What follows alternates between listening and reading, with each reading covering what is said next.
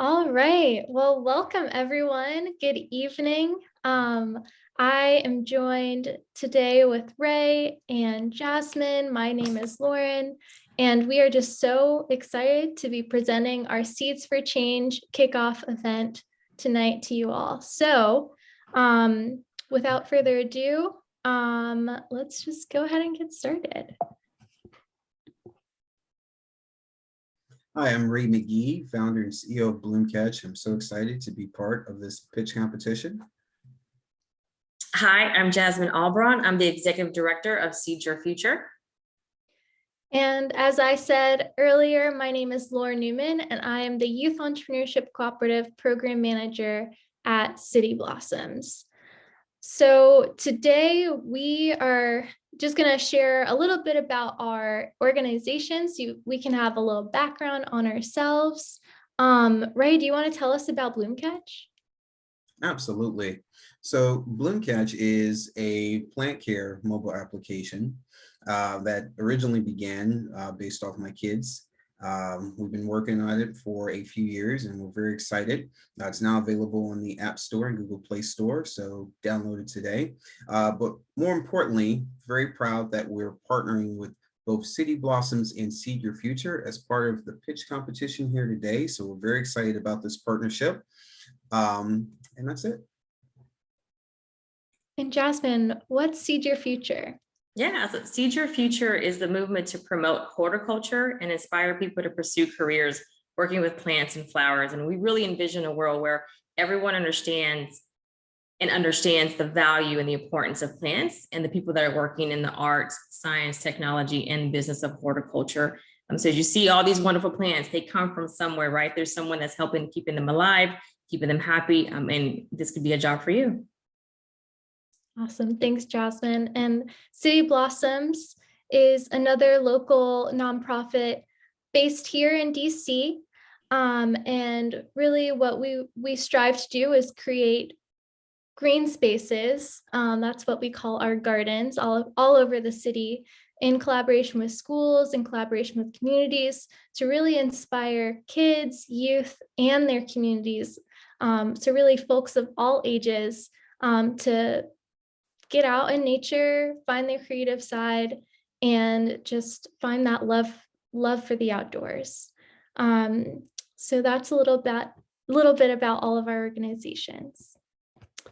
And with that, let's just kind of get started. So our run of the show and everything that we're going to go through to really break down Seeds for Change and how you can get involved.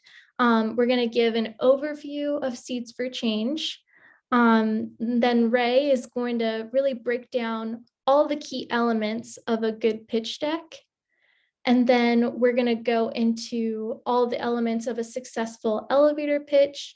And then we'll be wrapping up with questions and informing you of all the next steps. So about Seeds for Change, we're going to share everything you need to know to participate. So first off, we just want you to identify, and that means exploring a problem that really impacts the well-being of you and your community. We'll break down what we mean by community well-being a little bit later on, but really that first step is just identifying a problem that resonates with you and resonates with your community. And then once you decide and define what that problem is, you can start brainstorming, and that's step 2. So you'll want to brainstorm and present a business solution that you think is the best solution to that problem that you and or your community faces. And then once you feel like you have a solid solution, you'll want to really prepare, refine, and record your business pitch. So you'll want to compose your pitch deck, and you'll want to record a 60-second elevator pitch.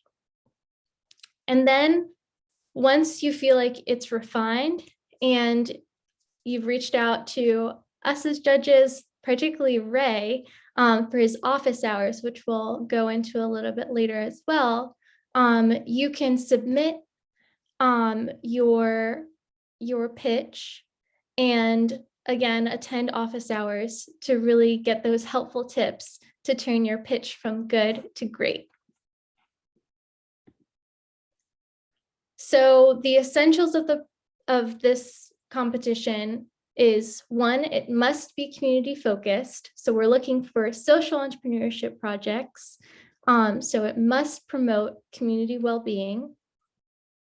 The second component is that it has to have an elevator pitch. So that pitch can only be 60 seconds, no longer. And the pitch deck should be no more than 10 slides. So I mentioned community well-being, but what does that mean exactly? Well, I like to boil it down to three things: happy bodies, happy communities, and happy planet.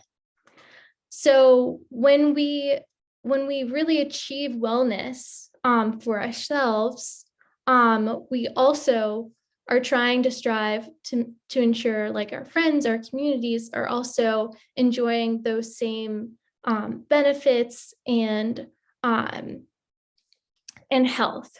And then of course, we also want our Earth, because it's our only planet that we have, to survive as well. So really the categories that we've suggested are access to healthy food and healthy and affordable food. One problem that a lot of communities really nationally face is the idea of like food deserts, where there's just pockets, particularly in lower income communities, and sometimes communities of color, where there isn't as great access to healthy and affordable food, even though there's like fast food chains and corner stores on, every block. So access to healthy and affordable food definitely contributes to community well-being. One aspect that City Blossoms in particular tries to strive for is access to safe green space. So that's, safe parks, safe gardens that folks can just enjoy. And, there's studies out there that's saying that access and just like literally being in the presence of trees helps reduce violence. So, that's another component of community well-being. Another is environmental justice.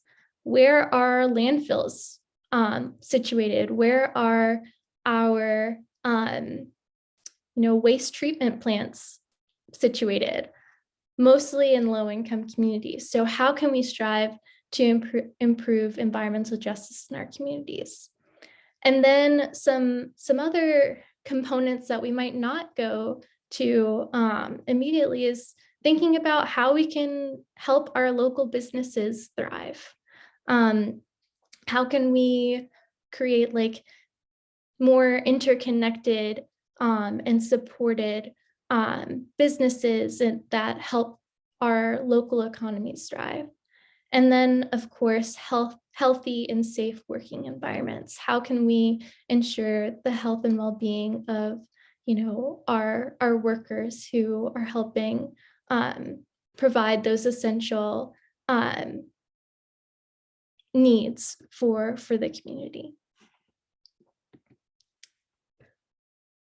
So that brings us to the Seeds for Change competition timeline. So today, of course, is our kickoff video, kickoff event, February 25th. And then you'll notice that we don't start rolling submissions until March 11th. So why do we have this block of time? It's really for you to do your research. It's really for you to dive in and think about the problems that are facing your community, so that when submissions begin, you'll have a well-informed project.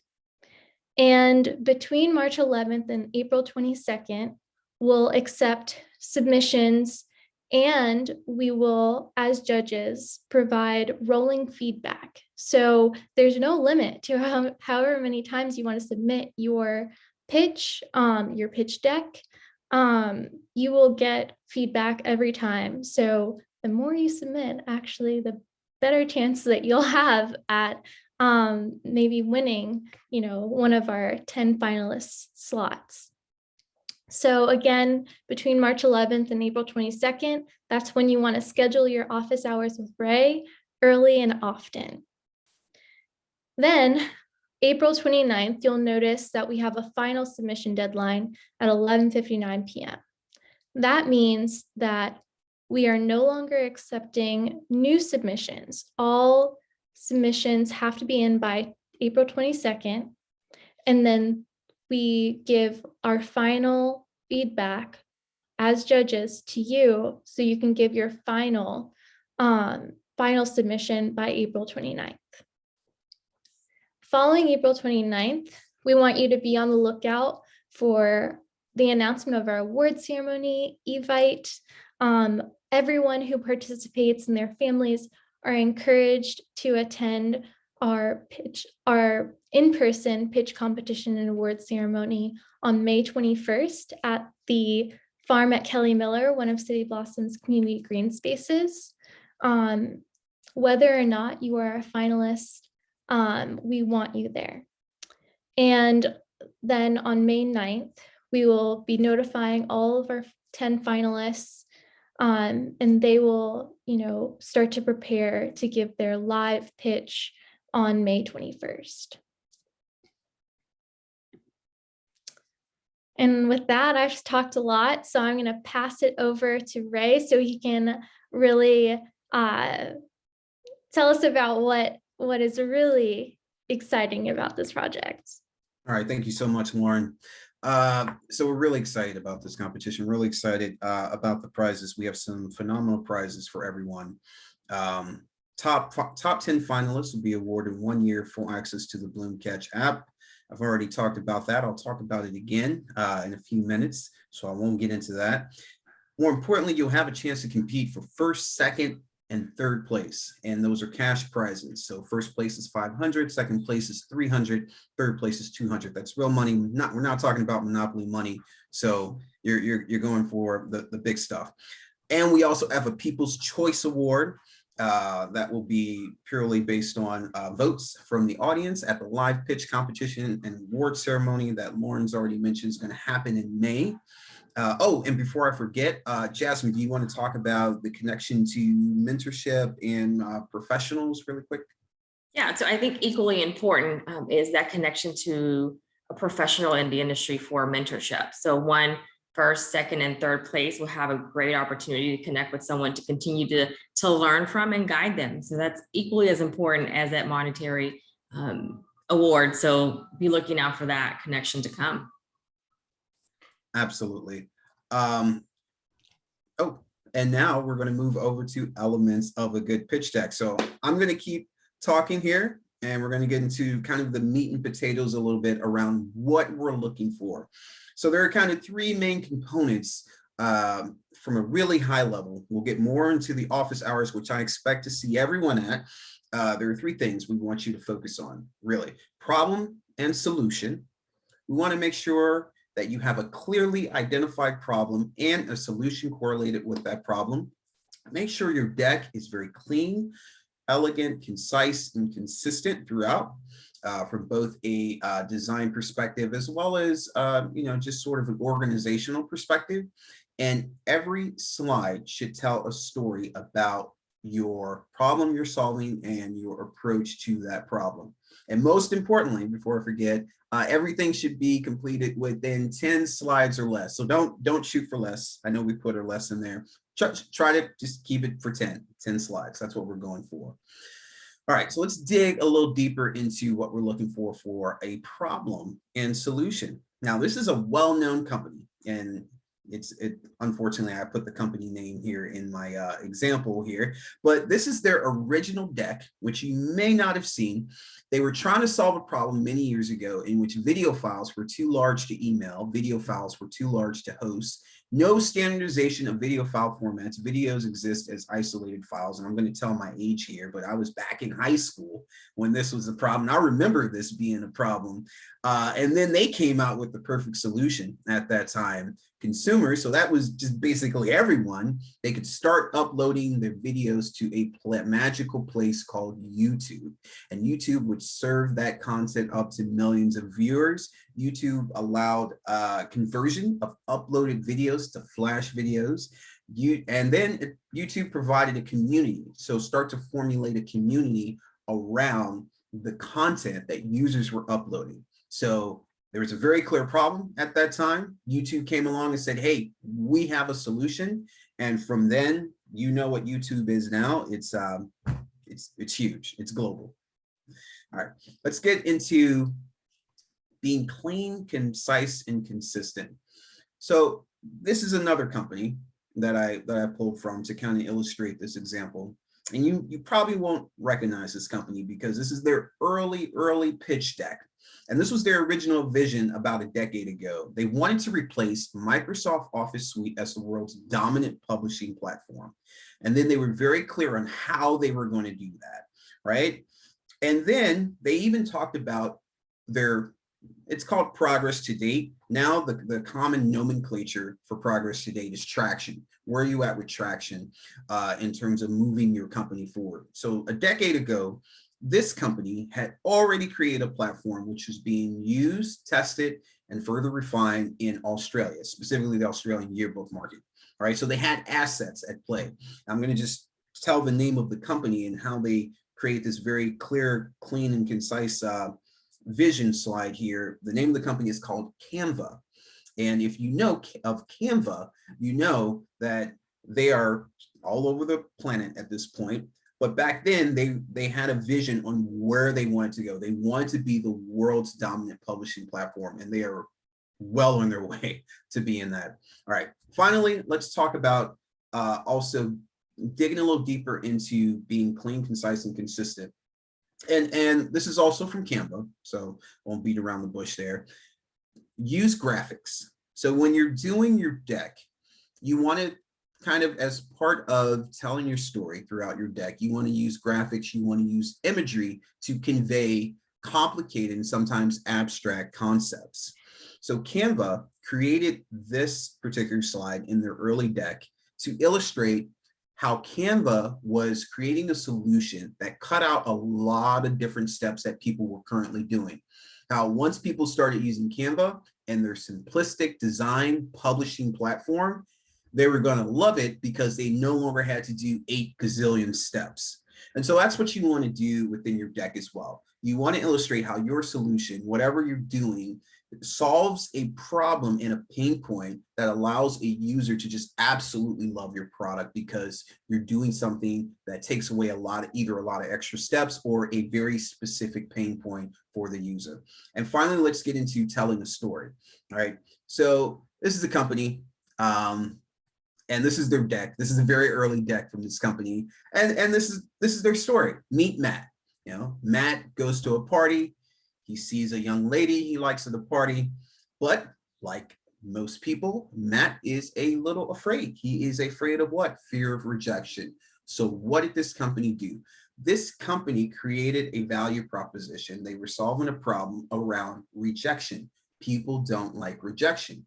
Therefore, they create a process where people could find someone they match with without the fear of the other person saying, oh, you know, I'm okay, leave me alone. And that company is called Tinder. All right, next slide. All right, I'm going to pass the microphone to Jasmine to talk about a successful elevator pitch. So here are the 5 important elements that you'll need to include in your pitch, right?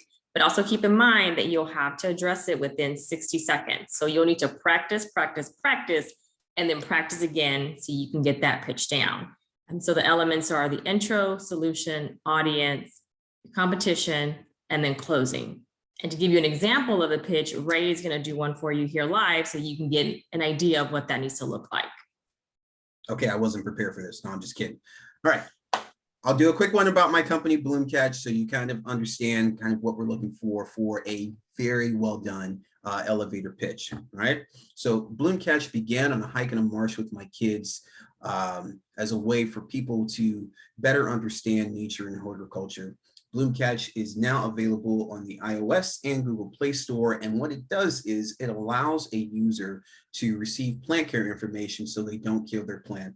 Bloomcatch is going after the $1.4 billion US horticulture market. We've created deep roots right here in the Washington, D.C. area by establishing ourselves with our lead investor, Virginia Innovation Partnership Corporation. They're the largest early stage investor here in Virginia, and they really validate technology companies coming out of Virginia. We've also been on the show 2 Minute Drill. We've also been featured on Yahoo Finance, and we're very excited about the next steps for the company. I invite you to come grow with us. I'll stop there.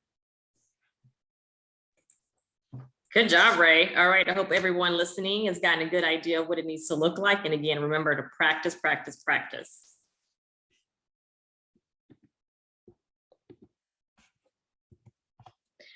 All right. Thank you both, Ray and Jasmine. Talk about a clear and concise pitch. Way to go, Ray.